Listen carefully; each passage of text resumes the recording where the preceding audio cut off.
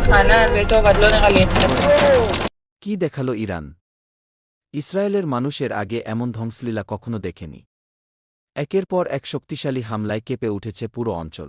বিস্ফোরণ এতটাই তীব্র ছিল যে এর শব্দেই ভেঙে যায় গাড়ির কাঁচ। শুধু তাই না, উল্টে যেতে দেখা যায় গাড়ি। ইরানি ক্ষেপণাস্ত্র আঘাত হানার সময় সেতুর নিচে আশ্রয় নেন অনেক ইহুদি। বেশ আত্মবিশ্বাসের সাথে গণমাধ্যমে সাক্ষাৎকার দিচ্ছিলেন ইসরায়েলের এক পার্লামেন্ট সদস্য। ইরানের বিরুদ্ধে বিষোদগার আর নিজের দেশের গৌরবগাথা বর্ণনা করছিলেন তিনি। ইরানি মিসাইল পড়ার সাথে সাথে দৌড়ে পালাতে শুরু করেন ইসরায়েলের এই নেসেট সদস্য। সাইরেন বাজার পর ইসরায়েলের বাংকারে সাধারণ চিত্র এমন। তবে এবার বাদ যাননি সংসদের ফাইন্যান্স কমিটির সদস্যরাও।